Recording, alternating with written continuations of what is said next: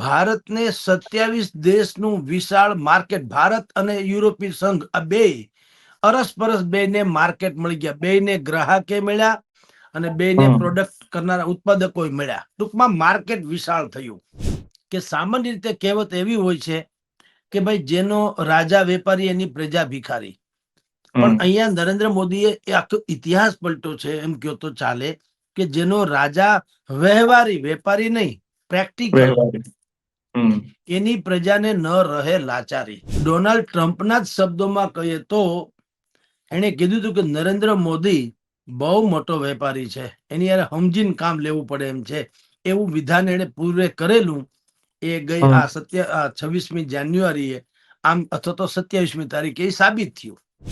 નરેન્દ્ર મોદીએ શું કર્યું? ટ્રમ્પની સામે ઝૂકી જવા કરતા વિકલ્પો શોધ્યા. 27 દેશોનું બજાર આપણા દેશ માટે ખુલ્લું પડી ગયું. આપણી 2400 થી વધુ જેટલી પ્રોડક્ટ છે જે ઇધર ઉધર એકબીજા દેશોમાં વેપાર લેવાની મૂકવાની એની ઉપરનો જેને કહેવાય ને ટેરિફ એ 0 થઈ ગયો. 4 કરોડની કાર હોય તો હવે 2 કરોડની આળે ગાળે મળશે. એમ તો વિચાર કરો કેવડો મોટો ફેરફાર છે. ભારત જે છે અમેરિકા ઉપર આપણે એના ભૂંગળા નથી ભાંગ્યા. એની ટ્રમ્પની ડેલી જે છે એ ડોફે મારે ગઈ ડેલી, ટ્રમ્પની ડેલી. આપણે યુરોપિયન સંઘના ચોરે જઈને બેઠા ભારત. ફ્રી ટ્રેડ એગ્રીમેન્ટ એટલે FTA. પણ એ શું આમ આપણી ભાષામાં કયો તો એ ભલે અંગ્રેજી બંગ્રેજી શબ્દ, મૂળ તો શું છે? એ એવો એક હાઈવે છે જ્યાં ટોલ ટેક્સ જ નથી ભરવાનો. લ્યો ને આપણી ભાષામાં આપણે નવા ટ્રેડ ડીલ કરીને વિશ્વના અનેક દેશો સાથે આપણે કરારબદ્ધ થયા અને મોટું માર્કેટ આપણે મેળવીને અમેરિકાને પણ આપણે જડબાતોડ જવાબ આપ્યો. ઇટર આલોચકો જેને કહી શકાય એવા લોકોએ પણ હાલ તુરત તો કમસે કમ સરકારની સરાહના કરવી પડે. નમસ્કાર, સ્વરાજમાં આપનું સ્વાગત છે. હું મયુર. આજે વાત કરવી છે ભારત અને યુરોપ વચ્ચે થયેલી ટ્રેડ ડીલની, જે ઇતિહાસની સૌથી મોટી ટ્રેડ ડીલ માનવામાં આવે છે. 18 વર્ષ બાદ આ ટ્રેડ ડીલ થઈ છે. આના વિશે વિશેષ ચર્ચા કરવી છે અને આપણી સાથે જોડાયા છે વરિષ્ઠ પત્રકાર જગદીશભાઈ મહેતા. સર, સ્વાગત છે સ્વરાજમાં આપનું. જી નમસ્કાર. સર, 18 વર્ષ બાદ ભારત અને યુરોપ વચ્ચે આ ટ્રેડ ડીલને લઈને એગ્રીમેન્ટ સાઇન થયા છે અને આ ડીલ ભારત અને યુરોપ માટે ખૂબ જ મહત્વની માનવામાં આવે છે. કેવી રીતે જોઈ રહ્યા છો? મયુરભાઈ, કેટલાકના હાથમાં જસ રેખા હોય છે. આ ટ્રેડ ડીલની શરૂઆત કરી ત્યારે ડોક્ટર મનમોહનસિંહ, 2002 ની વાત કરું છું. ડોક્ટર મનમોહનસિંહ જયારે પ્રાઇમ મિનિસ્ટર હતા એ સમયથી આ ચાલે છે અને એ 2 દાયકા પછી અત્યારે એ ખરા અર્થમાં તમે જુઓ તો ટ્રેડ ડીલ થઈ, જેને તમે કીધું એ પ્રમાણે ઇતિહાસની the mother of trade deal એવું કહેવામાં આવે છે. સૌથી મોટી ટ્રેડ ડીલ 27 તારીખ હતી અને ભારતે યુરોપીય જે સંઘ જે છે એની સાથે યુરોપીય યુનિયન એમાં પણ 27 દેશ છે. ટૂંકમાં આ સંધિને પેલા એક લીટીમાં કેવું હોય તો એવું છે, ભારતને 27 દેશનું વિશાળ માર્કેટ, ભારત અને યુરોપીય સંઘ આ બે અરસપરસ બેને માર્કેટ મળી ગયા, બેને ગ્રાહકે મળ્યા અને બેને પ્રોડક્ટ કરનારા ઉત્પાદકો મળ્યા. ટૂંકમાં માર્કેટ વિશાળ થયું. મયુરભાઈ, સામાન્ય રીતે આપણી ગામડામાં એમ કહેતા હોય છે કે જેનો રાજા વેપારી એની પ્રજા ભિખારી. પણ હવે સમય પલટાઈ ગયો છે. એ કહેવત જે કહેવાય છે એ અહીંયા ઉચિત નથી, બલકે હવે તો જેનો રાજા વ્યવહારી, વેપારી નહીં, વહેવારી, પ્રેક્ટિકલ કહું, પ્રેક્ટિકલ, એની પ્રજાને ન નડે લાચારી. આપણી ઉપર, આપણા સહિતના યુરોપીય સંઘ ઉપર પણ. યુરોપીય સંઘમાં કયા કયા દેશ છે પેલા સમજાવી દઈએ. Germany, France, Italy, Spain, Belgium, Netherlands, Poland, Austria, Bulgaria, ચેક રાજગણ, ડેનમાર્ક, ગ્રીસ, હંગરી, સ્વીડન વગેરે. આ બધાની હાલત પણ ભારત જેવી જ કરી હતી. કોણે? મિસ્ટર ડોનાલ્ડ ટ્રમ્પે. એને બધા જ ઉપર ટેરિફ નાખ્યા. એને ટેરિફ વોર અત્યારે આખા વર્લ્ડમાં તમે જાણો છો કે ચાલી રહેલો શબ્દ છે. હમ જે તે દેશમાંથી કોઈ ચીજ વસ્તુ આવે અને જાય, નિકાસ કરે અને ઇમ્પોર્ટ એટલે આયાત કરે, નિર્યાત કરે, એક્સપોર્ટ ઇમ્પોર્ટ, એની ઉપર આ ટેરિફ નાખીને ડોનાલ્ડ ટ્રમ્પે આખા જગતને હચમચાવ્યું હતું. અને એની એવી માન્યતા હતી કે જગત આખું અમને, આપણી ભાષામાં કહું તો ઘોડી વળી જશે, શરણાગતિ સ્વીકારી લેશે. પણ ડોનાલ્ડ ટ્રમ્પના જ શબ્દોમાં કહીએ તો એણે કીધું હતું કે નરેન્દ્ર મોદી બહુ મોટો વેપારી છે, એની યાર સમજીને કામ લેવું પડે એમ છે, એવું વિધાન એણે પૂરે કરેલું. એ ગઈ આ 26મી જાન્યુઆરીએ આમ અથવા તો 27મી તારીખે એ સાબિત થયું. ડોનાલ્ડ ટ્રમ્પે ભારતમાં ટેરિફ સૌથી ઊંચો નાખ્યો, 50% જેવો ટેરિફ નાખીને આપણે, હજી પછી ધમકી તો બીજા 50 ને બીજા ફાર્માસ્યુટિકલ્સમાં 200% ને વગેરે વગેરે. નરેન્દ્ર મોદીએ શું કર્યું? ટ્રમ્પની સામે ઝૂકી જવા કરતા વિકલ્પો શોધ્યા, અને એ વિકલ્પની સૌથી મોટી ફતેહ એટલે આ ટ્રેડ ડીલ. 20 વર્ષ પછી આ થયું છે. ભૂતકાળમાં આપણે એટલે કે ભારતે ભૂતકાળમાં ઓમાન, ન્યુઝીલેન્ડ, યુકે એટલે બ્રિટન, આ બધા સાથે ભૂતકાળમાં ટ્રેડ ડીલ કરી જ છે. ડિસેમ્બર 25માં આપણે ઓમાન એની સાથે કરી, ડિસેમ્બરમાં જ આપણે ન્યુઝીલેન્ડ સાથે કરી, મે મહિના 2025માં મે મહિનામાં આપણે બ્રિટન યુકે સાથે કરી. પણ હવે જે થઈ છે યુરોપિયન યુનિયન સાથેની ટ્રેડ ડીલ, એને એટલા માટે મધર ઓફ ટ્રેડ ડીલ એટલે કે સૌથી મોટી કે ઐતિહાસિક ગણવામાં આવે, કારણ કે જીડીપી જે છે યુનિયન ની, જે યુરોપિયન યુનિયનનું કેવડું મોટું વિશાળ માર્કેટ છે અને કેવડી મોટી વાત છે. આપણો ભારત છે એ $4 ટ્રિલિયન ની અર્થવ્યવસ્થા ધરાવે છે. અને હજી આપણે ગૌરવપૂર્વક પાછા કહીએ છીએ કે નજીકના ભવિષ્યમાં આપણે $6 મિલિયન કે $8 મિલિયન થઈ જશું વગેરે.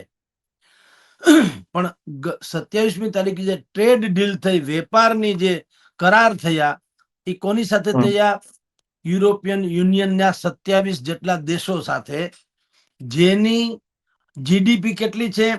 $22.53 ટ્રિલિયન, $22.53 ટ્રિલિયન.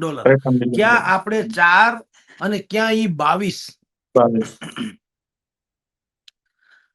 27 દેશોનું બજાર આપણા દેશ માટે ખુલ્લું પડી ગયું. આપણી 2400 થી વધુ જેટલી પ્રોડક્ટ છે જે ઈધર ઉધર એકબીજા દેશોમાં વેપાર લેવાની મૂકવાની, એની ઉપરનો જેને કહેવાય ને ટેરિફ, એ 0 થઈ ગયો. હવે ભારતમાંથી કપડા, ચામડાના વેપાર એટલે જૂતા વગેરે, ફળ ફળાદી ઇત્યાદિ, આ બધી જ વસ્તુઓ આપણે હવે પરદેશ મોકલીએ, એ નિર્યાત આપણે વધારી શકીશું, કારણ કે ટેરિફ ઘટી ગયો. જેમ કે હવે હું આપને કહું, કાર, લક્ઝરી કાર જે છે એમાં ટેરિફ હતું કેટલું? 110%. એમાંથી 100% ઘટી ગયું, હવે કેવળ 10% રહેશે. એટલે તમે જોજો, ફોક્સવેગન, રેનોલ્ટ, BMW જેવી જેને લક્ઝરી કાર કહી શકાય, એની અત્યારની કિંમત કરતા અડધી કિંમતે આપણને મળશે. 4 કરોડની કાર હોય તો હવે 2 કરોડની આળે ગાળે મળશે. એમ તો વિચાર કરો કેવડો મોટો ફેરફાર છે. તદ ઉપરાંત આપણે શું થાય છે ફાયદો કે ઓલિવ ઓઇલ, ખાવાનું તેલ, ફ્રૂટ જ્યુસ, આપણે જે જ્યુસ પીતા હોય એ, પછી પ્રોસેસ્ડ ફૂડ અને આ બધા જે છે એની પણ આપણે નિર્યાત ને આયાત જે છે એને બિલકુલ સરળીકરણ થઈ જશે. વધુ નિર્યાત કાપડથી માંડીને મેડિસિન થી માંડીને આપણે બધું કરી શકું છું. મશીનરીઝ, ફાર્મા, કેમિકલ, આ બધામાં ટેરિફ એ લોકોએ ઓછો કર્યો. મેં તમને પેલા કીધું તે ખાવાનું તેલ, fruit juice, processed food, alcohol એટલે બિયર જેવું પણ એ બધામાં એને એમાંથી ટેરિફ હટાવી દીધો. બરાબર. એટલે ત્યાંની જે પ્રોડક્ટ જે છે એ હવે ભારતમાં અહીંયા આપણને સસ્તી મળશે. અને ભારતમાંથી એવી અનેકો પ્રોડક્ટ છે 27 દેશોમાં આપણને મોકલવી સસ્તી પડશે, ધંધો વધશે. એટલે આ ફ્રી ટ્રેડ જેને કહી શકાય એ પ્રકારનો કરાર છે એને દેશના 27 દેશો સાથેનો મળશે ને આપણને 200 કરોડ લોકો એટલે એટલા ગ્રાહકોનું માર્કેટ મળશે. 200 કરોડ ગ્રાહકોનું માર્કેટ મળશે ભારતીય.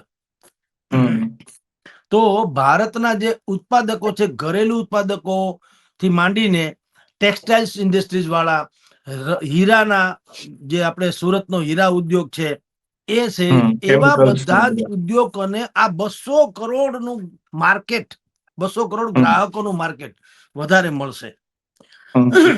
એટલે હું આપને કહું છું કે સામાન્ય રીતે કહેવત એવી હોય છે કે ભાઈ જેનો રાજા વેપારી એની પ્રજા ભિખારી. પણ અહીંયા નરેન્દ્ર મોદીએ આખો ઇતિહાસ પલટ્યો છે એમ કહો તો ચાલે કે જેનો રાજા વ્યવહારી, વેપારી નહીં, પ્રેક્ટિકલ, એની પ્રજાને ન રહે લાચારી. ડોનાલ્ડ ટ્રમ્પ આપણને ટેરિફ વોર છેડી અને શરણાગતિ સ્વીકારવાની ખેવના રાખતા હતા.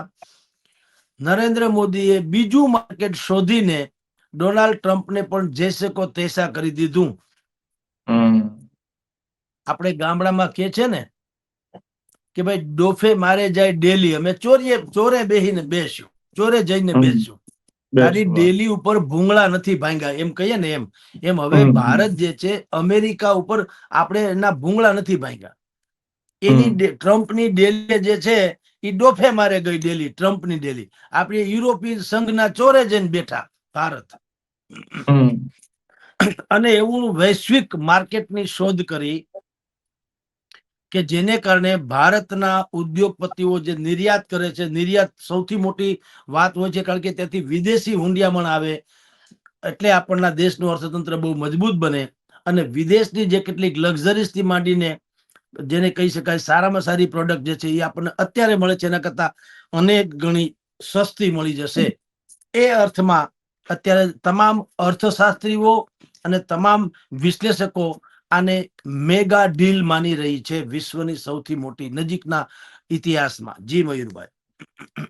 સર, ગુજરાતની પણ વાત કરીએ તો ગુજરાતને પણ આ ટ્રેડ ડીલ થી ખૂબ મોટો ફાયદો થવાનો છે. હવે એમાં આપણે જોઈએ તો ફાર્મા સેક્ટર છે, કેમિકલ સેક્ટર છે, સુરતનું ટેક્સટાઇલ સેક્ટર છે, વડોદરામાં કેમિકલ સેક્ટર છે, રાજકોટનું એન્જિનિયરિંગ ઉદ્યોગ છે. આ બધાને કઈ કઈ રીતે ફાયદા થઈ શકે છે? જુઓ મયુરભાઈ, એવું છે સુરતના જે રફ હીરાથી માંડીને પોલિશ્ડ હીરા જે છે એ હવેના આ ડીલને કારણે એને વૈશ્વિક માર્કેટ મળી ગયું. 200 કરોડ ગ્રાહકો કહી શકાય એવું માર્કેટ છે 27 દેશોનું.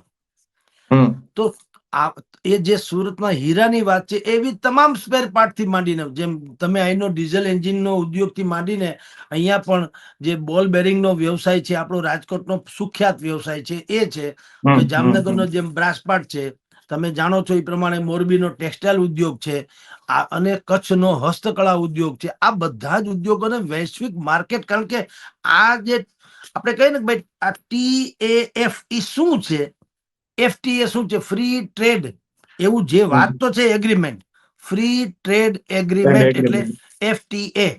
પણ એ શું આમ આપણી ભાષામાં કયો તો એ ભલે અંગ્રેજી બંગ્રેજી શબ્દ, મૂળ તો શું છે એ એવો એક હાઈવે છે જ્યાં ટોલ ટેક્સ જ નથી ભરવાનો. લ્યો ને આપણી ભાષામાં આપણને એક એવો હાઈવે મળી ગયો 27 દેશોમાં એન્ટર થવાની, ટોલ ટેક્સ જ નથી, એટલે કોઈ પ્રકારનો ટેક્સ નથી ટૂંકમાં, અને બિલકુલ તમે ધંધો દાપો કરી શકો. એટલે આ જે ગુજરાતનું સૌરાષ્ટ્રની મેં તમને વાત કરી એમ આપણી પાસે પણ જે અહીંના બ્રાન્ડેડ આપણા જે પ્રોડક્ટ જે છે આપણી એને પણ આ વૈશ્વિક બજાર મળી રહેશે, નિર્યાત વધુ આપણે કરી શકીશું અને એ પણ કોઈ પણ પ્રકારની માથાકૂટ વગર. તદ ઉપરાંત મયુરભાઈ, યુરોપિયન યુનિયને એમ કીધું અમે ભારતમાં એક કચેરી અહીંયા શરૂ કરીશું, કેન્દ્ર શરૂ કરીશું, કચેરી, એલચી કચેરી જેવું. એનું ગુજરાતી હું, અહીંથી જે સ્ટુડન્ટ છાત્રો એ ત્યાં ભણવા જવું હોય, 27 દેશોમાં ક્યાંય પણ ભણવા જવું હોય, અભ્યાસ જેને કહી શકાય ઉચ્ચ અભ્યાસાર્થે, એક તો એને સરળ રહેશે. બીજું, ભારતની કેટલી કંપનીઓ ત્યાં પણ ધંધા ધપ્પા સ્થાપી શકશે અને યુરોપિયન યુનિયનના દેશો જે છે એ લોકો આપણે ત્યાં ધંધા ધપ્પા સ્થાપી શકશે. તો આપણે ત્યાં જે સ્કિલ્ડ બેઝ યુવાનો જે છે, જેને સરકારી નોકરી ભલે ને એનામાં કૌશલ ભરપૂર હોય, એ પછી ઇજનેરી કૌશલ હોય કે એન્જિનિયરિંગ કૌશલ હોય, ડોક્ટરી કૌશલ હોય કે બીજું કોઈ હોય, એના માટે આ 27 દેશોમાં અનેક પ્રકારના નિયમો હળવા કર્યા, એટલે રોજગારીની પણ બિલકુલ બહેતરીન તક જે છે એ ખુલશે. આમ ઇન ટોટાલિટી આ ટ્રેડ જે છે ને, આજ અત્યાર સુધી આપણે જેટલો અભ્યાસ કર્યો છે એ આધારે કહું, કોઈ વિશ્લેષક કે કોઈ આલોચકોએ પણ આની ટીકા કરી નથી. ઉદ્ધવ ઠાકરે ગ્રુપના જે મહિલા લીડર જે છે, એણે પ્રિયંકા ચતુર્વેદી સહિતની વાત કરું છું, એ બધા જ લોકોએ કીધું કે આ 20 વર્ષ પછી ભલે ટ્રેડ આખું થયું આપણું ડીલ, પરંતુ થયું છે એ દેશના ઇતિહાસ માટે સર્વશ્રેષ્ઠ બન્યું છે. તો નરેન્દ્ર મોદીએ અત્યારના નજીકના ઇતિહાસમાં તમને કહું તો એવડી મોટી આ છલાંગ મરાવડાવીને આપણા ધંધા ધાપાને એટલી બહેતરીન તક જે છે એ ખુલ્લી પાડી અથવા તો તક ઊભી કરી, જેની સરાહના આજે થતી હોત ટીવી મીડિયાથી માંડીને બધી જ જગ્યાએ, આજે એ ચાલુ જ રહી હોત, બલકે એ જ મેજર ઇસ્યુ હોત વિશ્લેષણનો. પરંતુ કમનસીબે આપણે અજીત પવાર, મહારાષ્ટ્રના ડેપ્યુટી ચીફ મિનિસ્ટર, એ એક પ્લેન હાદસામાં મહારાષ્ટ્રમાં એનો પ્રાણ ગયા, એ સહિત 5 લોકોના, એટલે થોડો ડાયવર્ટ થયો મુદ્દો. ઓબ્વિયસલી એ ઘટના કરુણ છે એટલે અત્યારે એની વધારે ચર્ચા ચાલી રહી છે.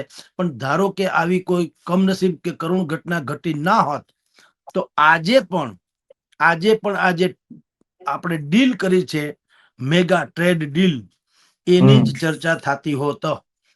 આનાથી મયુરભાઈ બીજું શું થશે, વિશ્વભરના લોકો જે 27 દેશો જે છે એ ભારતમાં મૂડી રોકાણ કરીને કંપનીઓ સ્થાપશે. અને કંપનીઓ જે સ્થાપશે એટલે અત્યાર સુધી વિશ્વભરના યુરોપિયન કન્ટ્રીઝથી માંડીને આપણા સહિતના, આપણે શસ્ત્રથી માંડીને બધી મોટા ભાગની છે અમેરિકા ઉપર નિર્ભર હતા, યા તો કેટલીક પ્રોડક્ટ એવી છે જેના આપણે એકદમ વિરાટ સંખ્યામાં જોતું હોય તો આપણે ચીન ઉપર નિર્ભર હતા. આ ટ્રેડ ડીલ થઈ એનાથી ભારત મેન્યુફેક્ચરિંગનો હબ બની શકે. અહીંયા કંપનીઓ આવશે અને અહીંના લેબર, જો અહીંયા બાકી સંસાધનો પણ અહીંયા, લેબર પણ અહીંયા, એટલે રોજગારી પણ ખુલશે, પ્રોડક્ટ અહીંયા એટલે સસ્તી બનશે અને આપણને બીજું એક તક મળશે. આપણે અમેરિકા અને ચીન આ બે ઉપર બહુ નિર્ભર રહેશું નહીં. આપણે સ્વયં એવડું મોટું માર્કેટ, જે મેં કીધું તેમ પહેલા આપણે ઓમાન, ન્યુઝીલેન્ડ, બ્રિટન, યુકે સાથે તો કરાર કરેલા જ છે, અને હજી અત્યારે જેમ છે ફ્રી ટ્રેડ આપણે કર્યા પછી બ્રાઝિલ અને કેનેડા એ પાછા લાઈનમાં છે. બ્રાઝિલ અને કેનેડા એ પણ લાઈનમાં છે. બ્રાઝિલના રાષ્ટ્રપતિ છે, એનું નામ છે લુલા ડા સિલ્વા નામના રાષ્ટ્રપતિ છે. એ ફેબ્રુઆરીની 19મી તારીખે ભારત આવવાના છે, અને કેનેડાના જે પ્રધાનમંત્રી જે છે એ માર્ચ મહિનામાં ભારત આવશે, અને એ પણ આપણી સાથે આવા વ્યાપારી, જેને કહેવાય ટ્રેડ ડીલ, એ કરવાના છે. તો આમ તમે જુઓ તો મોટા ભાગના વિશ્વ જ્યાં વેપારની સંભાવનાઓ વાળા દેશો છે, એની સાથે ભારત બિલકુલ ગેટવે ઓફ ઇન્ડિયા જેવું, એટલે એના માટે મોકળો દરવાજો થઈ જશે. આ બધું જ જે છે મયુરભાઈ, એ દેશની ઇકોનોમીને, અર્થતંત્રને રિયલ સેન્સમાં જો બધું જ ખપ લાગી જાય અને બિલકુલ ધાર્યા પ્રમાણે અત્યારે જેટલી પણ અત્યારે ટ્રેડ ડીલ કરતી વખતે જે વાતો થઈ છે એને બિલકુલ વળગી રહેવામાં આવે તો આપણા અર્થતંત્રને બહુ જ, જેને કહે બુસ્ટર ડોઝ મળે એવી સંભાવના છે. આપણે અમેરિકા અને ચીન એના ઉપર નિર્ભર નહીં રહીએ, અને આત્મનિર્ભર નામનો શબ્દ જે અત્યારે બધા લોકો સામાન્ય રીતે માનતા હોય કે આ ચૂંટણીનો જુમલો છે, તો ચૂંટણી જુમલો નહીં, આત્મનિર્ભર તરફ આપણે વિશાળ કદમ ભરી શકીશું. જી સર, આ જે ડીલની વાત થઈ રહી છે, ટ્રેડ ડીલની, જે ભારત અને યુરોપ વચ્ચેની આપણે ચર્ચા કરી રહ્યા છીએ, અમેરિકાના રાષ્ટ્રપતિ ડોનાલ્ડ ટ્રમ્પ છે, તેમનું પણ પેટમાં તેલ રેડાયું છે, કારણ કે આ ડીલ ભારતની અર્થવ્યવસ્થા માટે ખૂબ મહત્વની માનવામાં આવી રહી છે. તે ટેરિફની જે રાજનીતિ કરી રહ્યા હતા, તેમને લઈને તેમણે યુરોપને એવું પણ કહી દીધું કે તમે જો આ ડીલ કરશો તો નુકસાન પણ વેઠવું પડશે, કારણ કે ભારત જે છે તે રશિયા પાસેથી ક્રૂડ ખરીદી રહ્યું છે. એમાં એવું છે મયુરભાઈ, દુશ્મનનો દુશ્મન એ દોસ્ત હોવું જોઈએ, એ આપણે લોકોએ બુદ્ધિપૂર્વક વ્યવસ્થા કરી. નરેન્દ્ર મોદીએ ભાઈ ડોનાલ્ડ ટ્રમ્પને રશિયા અરે એટલા માટે નથી જામતું કારણ કે એ યુક્રેનની સાથે ઝઘડો ચાલે છે. ડોનાલ્ડ ટ્રમ્પ આપણે બધા જાણીએ છીએ, રશિયા પાસેથી સસ્તું ઓઇલ ખરીદીએ એ પણ ગમતું નથી. અને આને જે યુક્રેન અત્યારે રશિયાની હારે ઝઘડો કર્યું છે, અને બેકગ્રાઉન્ડમાં અમેરિકા છે. યુક્રેનની કોઈ હસ્તી નથી, પણ બેકગ્રાઉન્ડમાં અમેરિકા છે. એટલે હવે શું થશે, ભારતે એક તો રશિયા પાસેથી આપણે સસ્તું ઓઇલ, એની સાથે તો સંબંધ આપણા છે જ, અને આ વખતની 27 તારીખે જે ડીલ કરી છે, મેગા ડીલ, એ વિશ્વના 27 દેશો સાથે આપણે બિલકુલ કરારબદ્ધ થઈ ગયા. એટલે હવે ડોનાલ્ડ ટ્રમ્પને એમ લાગે છે કે યુરોપિયન યુનિયનના 27 દેશો જેની ઉપર એને આ જે કહેવાય ટેરિફ નાખીને એમાં હાવ જમાવવાની કોશિશ કરી હતી, એ હવે અમેરિકાથી બહુ ફાટી પડે એમ નથી. એટલે અમેરિકાને એમ લાગે છે કે આ યુરોપિયન યુનિયનના 27 દેશો, પછી રશિયા, ભારત અને આ બધા દેશો ભેગા મળે તો યુક્રેન જે છે એની ઉપર જે પરોક્ષ રીતે એને ફંડિંગ થઈ જશે લડવા માટે થઈને. એટલે એને તમે કીધું એમ તેલ પેટમાં રેડાણું. પણ જે પેલી આપણી ચર્ચાના શરૂઆતમાં મેં કીધું ને કે જેનો રાજા વેપારી, આ ટ્રમ્પના કેસમાં લાગુ પડે. એને નૈક્રો વેપાર આદર્યો છે, જેને રાજનેતાને જે છાજે એવું નહીં, એક ટ્રેડ યુનિયનિસ્ટ કે ટ્રેડર કહી શકાય એવો વેપારી અભિગમ અપનાવ્યો.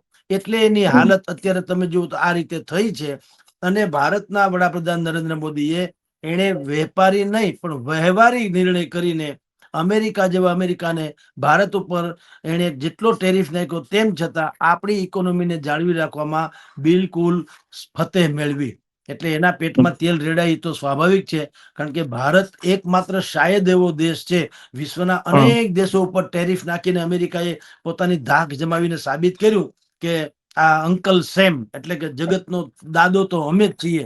પણ એકમાત્ર ભારત એવું છે કે ન એની આર્થિક સ્થિતિ બહુ નબળી થઈ, ન આપણે કઈ સરેન્ડર કરવું પડ્યું, બલકે આપણે નવા ટ્રેડ ડીલ કરીને વિશ્વના અનેક દેશો સાથે આપણે કરારબદ્ધ થયા અને મોટું માર્કેટ આપણે મેળવીને અમેરિકાને પણ આપણે જડબાતોડ જવાબ આપ્યો.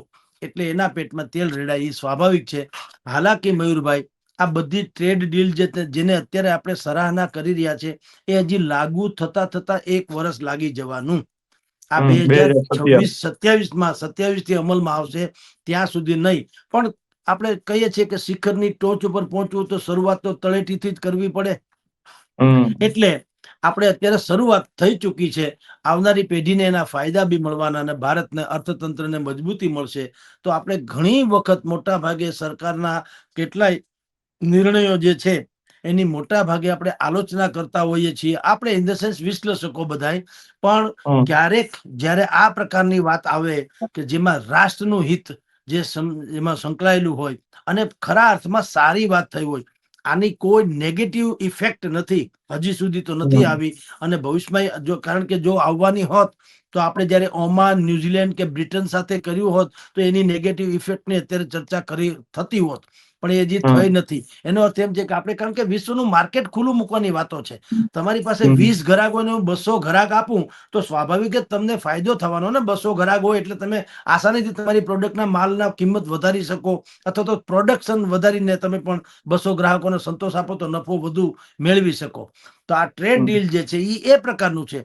કે 27 દેશ છે જે વિશ્વની 25% જેવી જીડીપી નો એ હિસ્સો છે. આ 27 દેશો જે છે વિશ્વભરની આખી જીડીપી જેટલી છે વર્લ્ડ આખાની એના 25% ના હિસ્સેદાર છે. આ એવડા મોટા આપણને 200 કરોડ લોકોનો આપણને કાયદેસર માર્કેટ મળ્યું છે. તો એ ઉત્તમ કક્ષાનું તો હોય સ્વાભાવિક છે. 1 વર્ષ આને લાગુ થશે એ જુદી વાત છે, પરંતુ અત્યારની સ્થિતિ જોતા ભારતે આ બિલકુલ આમ તમને કહું તો એવી છલાંગ લગાવી છે કે એમાં એના કટ્ટર આલોચકો જેને કહી શકાય એવા લોકોએ પણ હાલ તુરંત તો કમસે કમ સરકારની સરાહના કરવી પડે. જી મયુરભાઈ. સર, 18 વર્ષથી આ ડીલના પ્રયાસો થઈ રહ્યા હતા. બંને દેશોથી આ ડીલને લઈને 18 વર્ષથી પ્રયાસો ચાલુ હતા, પરંતુ 18 વર્ષ બાદ આ ડીલ જ્યારે કરવામાં આવી છે ત્યારે યુરોપે પણ તેમનો મોટો ફાયદો જોયો હશે આમાં કંઈક. સૌથી વધુ ફાયદો આમ તો એને પણ થવાનો છે કે આપને કહી દઉં. એક તો એને ટેરિફ ઘટાડે એટલે એની જેટલી લક્ઝરીઝ કાર વગેરે છે, બિયર વગેરે છે, આલ્કોહોલ, કારણ કે એને ટેરિફ ઘટાડ્યા એટલે માલ નિકાસ કરશે, એ લોકો વેચશે ભારતમાં પણ. ભારતે 140 કરોડ ગ્રાહકોનો દેશ તો છે. વિશ્વનું સૌથી મોટું જેને કહેવાય ને માર્કેટ કહી શકાય, ગ્રાહકનું માર્કેટ એ ભારત છે. અને એ પાછું સક્ષમ. નહીતર જનતા તો પાકિસ્તાનમાં બહુ છે સમજી લ્યો, પણ ભૂખડી બાર છે. એનું શું કરવું? ને અહીંયા સક્ષમ ગ્રાહકો છે. એટલે મોટા ભાગની પ્રોડક્ટ જે એની જે છે યુરોપિયન યુનિયનની, એને અમેરિકાએ ટેરિફ નાખ્યું એટલે મોંઘું પડે એમ હતું વેચવું અને લેવું બે. એ ભારત સાથે કરાતું એટલે એને એવડું મોટું વિશાળ માર્કેટ મળવાનું છે કે જેની કોઈ સીમા નહીં. એટલે એને તો ફાયદો થવાનો જ છે. એને કેટલીક બાબતો જે છે એ શરતો મૂકી હતી એટલે 18 વર્ષ નીકળી ગયા. એમાં શરતોમાં આપણા ડેરી ઉદ્યોગથી માંડીને બધું હતું. એને એમ કીધેલું આ યુરોપિયન યુનિયને કે અમારે ત્યાંથી ડેરી પ્રોડક્ટ, દૂધ, માખણ, અમીર જે કઈ પનીર વગેરે આ બધું પણ ત્યાંથી અહીંયા આવે ને આમ ને તેમ, અથવા તો અમને અહીંયા ડેરી ક્ષેત્રથી માંડીને પશુપાલન જે એની જે પ્રોડક્ટ થાય છે એ બધામાં અમને હિસ્સેદારી આપો, એની પણ અમને અહીંયા ભાગીદારી આપો. જે ભારત સરકારે કીધું કે ના, આ અમારા પરંપરાગત માલધારીઓ અને કિસાનો એને લગતી વાતો છે. એના હિત જોખમાં એવો ટ્રેડ કરવું નથી. આપણે ત્યાં BMW કોઈ બનાવતું નથી, એ ત્યાંથી આવે છે. તમે સસ્તી લઈ લ્યો, જેને પોહાય લે, ન પોહાય કઈ નહીં, પણ પોહાય એને પણ અડધી કિંમતે મળતી હોય તો કોઈ વાંધો નહીં. એટલે આમ તમારી જાણ ખાતર આપણે જે ભારતને ફાયદો છે એ તો ઠીક જ છે, નો ડાઉટ ફાયદો છે, પણ યુરોપિયન યુનિયનને પણ, એટલે કે જે 27 દેશો મેં તમને ગણાવ્યા એ લોકોને પણ પોતપોતાના દેશને સૌથી મોટું માર્કેટ ભારત નામે મળી જવાનું છે. એટલે એને ફાયદો તો અચૂક થવાનો. મયુરભાઈ જી. સર, સૌથી મોટી વાત કરીએ તો ગ્રીન ટેકનોલોજી અને ક્લીન એનર્જીમાં પણ આ ટ્રેડ ડીલથી ખૂબ મોટો ફાયદો થવાનો છે. પ્રોત્સાહન આ બંને જગ્યાએ ખૂબ મોટું મળવાનું છે. આને કઈ રીતે જુઓ છો? બિલકુલ. વિશ્વની સૌથી મોટી આવશ્યકતા એ અત્યારે શું છે? આ જ છે પ્રદૂષણ રહિત કોઈ પણ તમારી ઇન્ડસ્ટ્રીઝ હોય, જે એન્વાયરમેન્ટ જે અત્યારનો ગ્લોબલ ઇસ્યુ છે વિશ્વભરમાં, તમે જોવો તો એ જે ગ્લોબલ વોર્મિંગ જેને શબ્દ કહે છે, પ્રદૂષણ રહિત જીવન હોવું જોઈએ, નૈસર્ગિક એટલે કે પ્રાકૃતિક જીવન હોવું જોઈએ. એ વાત જે છે એ ટાઈપની ટેકનોલોજીસ, એ ટાઈપની વ્યવસ્થા એ યુરોપિયન કન્ટ્રીઝમાં તો ઓબ્વિયસલી હોવાની. એટલે એનો આવિષ્કાર અહીંયા પણ થાય, અહીંયા કંપનીઓ સ્થાપીને એ પ્રકારની પ્રોડક્ટ બનાવે જેમાં પ્રદૂષણ ઓછું થાય. અને ગ્રીન એનર્જી એટલે સોલાર એનર્જી માંડીને બધી જ પ્રકારની એને ઉપયોગમાં વિશેષતઃ લેવામાં આવે. ભારત તો તમારી જાણ ખાતર સોલાર એનર્જીમાં તો ભારત જેવું કોઈ છે જ નહીં એમ કહો તો ચાલે. સૌથી મોટું છે ને આપણે કચ્છમાં વિશ્વનું સૌથી મોટી સોલાર જે પ્લાન્ટ જે છે એ કચ્છમાં છે, આપણા ગુજરાતમાં. તો આ તરફ જયારે જગત આખું જઈ રહ્યું છે કે પ્રાકૃતિક એટલે કુદરતને ખોળે બધું કરવાનું, એટલે કે અસંતુલન ન થાય, પર્યાવરણની દ્રષ્ટિએ પણ અસંતુલન ન થાય, એવી જે યુરોપિયન કન્ટ્રીઝમાં મશીનરીથી માંડીને ટેકનોલોજી છે, એનો આ ડીલને કારણે ભારતને પણ બેનિફિટ મળવાનો. અમસ્તો ભારત તો પ્રકૃતિ દત્ત જ આખું વિશ્વ છે. આપણે વૃક્ષમાં પીપળાથી માંડીને બધાને વૃક્ષ દેવતા આપણે કહીએ છીએ, ગાય માતા કહીએ છીએ, પર્વતોને પણ આપણે બધા પવિત્ર જ માનીએ છીએ, નદીને પણ માતા ગણીએ છીએ. એટલે આપણે પ્રકૃતિના પૂજક ને સાધક બંને તો છીએ. સંરક્ષણ જે કરવું જોઈએ એ આપણી પાસે કેટલીક મર્યાદા જે છે આપણે, કારણ કે પોપ્યુલેશન વધુ છે, થોડી ગરીબી પણ વિશેષતઃ છે, અને ઇન્ફ્રાસ્ટ્રક્ચરના નામે આપણી પાસે એટલું બધું નથી જેટલું યુરોપિયન કન્ટ્રીમાં હોય છે. આમ સામાન્ય લોકોને સમજાય એટલું કહું મયુરભાઈ, યુરોપિયન કન્ટ્રીઝ એટલે શું ને આપણે એટલે શું? જૂનું ગામ હોય ને નવું પરુ વસાય, નવું પરુ વસે તો નવાપરામાં તમે જોજો રોડ રસ્તા ક્લીન હોય, બધા વ્યવસ્થિત હોય, નવું પરવું હોય તે. અને જૂનું હોય તો જૂનવાણી તો પરંપરાગત હોય, એમાં સાંકડી શેરીઓ હોય, ગટરો ઉભરાતી હોય કે નાનું મોટું હોય પ્રોબ્લેમ હોય. એમ ભારત આખા વિશ્વના નકશામાં તમે જુઓ, પ્રાચીનતમ સંસ્કૃતિમાંની એક સંસ્કૃતિ ભારત છે. એટલે આપણે ત્યાં જે છે એ છે ઇન્ફ્રાસ્ટ્રક્ચર આ લોકોની પાસે વધારે શું કામ છે, યુરોપિયન કન્ટ્રીઝ પાસે એ નવાપરા જેવા છે. એટલે એના કઈ 2-5 10,000 વર્ષ જૂના એના ઇતિહાસો નથી. હમણાં ક્યાંક અહીંથી જેમ આપણે રાજકોટ હોય, જુનાગઢ હોય કે અમદાવાદ હોય કે વડોદરા કે સુરત, જે લોકો મેઇન જૂના શહેરમાં રહેતા હોય એમાંથી સુખી થાય એટલે એ પશ્ચિમી તરફ વળી પાછા થોડાક અપગ્રેડ થઈને આવે, એનાથી પાછા એનાથી આગળ આવે. જેમ અત્યારે રાજકોટમાં આપણે 150 ફીટ રિંગ રોડ છે, અટલ સરોવર બાજુનો વિસ્તાર છે, એવી રીતે કહું છું. તો એ જે રીતે પ્લાનિંગ સાથે થઈ શકે, તમે આપણે જોઈએ છે સ્માર્ટ સિટી છે એ બધા પ્લાનિંગ સાથે થાય છે ને. અંડરગ્રાઉન્ડ વાયરિંગ હોય છે, ક્યાંય તમને ક્યાંય છેડા છૂટેલા ન દેખાય, ક્યાંય કચરો બચરો ન દેખાય, તમને 6 લેન વાળા રોડ રસ્તા દેખાય, અફલાતુન આયોજન છે. એ બધું આ નવાપરા જેવું છે. એ બધું ક્યાં યુરોપિયન યુનિયન ને બધાને એવા છે. એ જે 27 દેશો છે, યા તો અમેરિકા બધા છે, તેના બધાના ઇતિહાસ જ છે 200-500 વર્ષના છે. એ કોઈ આપણી જેમ નથી પ્રાચીન સંસ્કૃતિ. એટલે એ લોકોમાં નૈસર્ગિકતાનું જે વાતાવરણ કે એ પ્રકારની ક્વોલિટી બેઝ ઇન્ડસ્ટ્રીઝ જે છે એના માટે સહજ છે. હવે ભારતમાં જો ઇન્ફ્રાસ્ટ્રક્ચર વાઇઝ ને ટેકનોલોજી વાઇઝ એ આવે તો આપણને અતિ ઉત્તમ, તમે કીધું ગ્રીન એનર્જી માંડી ગ્રીન એનર્જી સહિતના વિષયોમાં પણ ભારતને અતિ ઉત્તમ ફાયદો થાય. જી મયુરભાઈ. જી સર, ખૂબ સરળ ભાષામાં ટ્રેડ ડીલ વિશે આપણે ચર્ચા કરી અને ખૂબ સરળ ભાષામાં તમે સમજાવ્યું. કારણ કે યુરોપ અને જે ભારત વચ્ચેની ટ્રેડ ડીલની 18 વર્ષ બાદ જ્યારે સફળતા મળી છે, ત્યારે ઘણા બધા સેક્ટરો એવા છે ભારતના કે ગુજરાતના પણ કે જેમને ખૂબ મોટો ફાયદો થવાનો છે. ને આગામી દિવસોમાં આ ફાયદો જે છે તે ભારતની અર્થવ્યવસ્થાને ચોક્કસથી મળવાનો છે. કારણ કે દુનિયાની સૌથી મોટી બીજી અર્થવ્યવસ્થા યુરોપ અને દુનિયાની સૌથી ચોથી મોટી અર્થવ્યવસ્થા જે ભારત છે, તેમને પણ આ બાબતે આ જે બંને વચ્ચે જે ટ્રેડ ડીલ થઈ છે તેમાં પણ મોટો ફાયદો થશે. સર, ખૂબ ખૂબ આભાર સ્વરાજ સાથે જોડાવા બદલ. જી નમસ્કાર.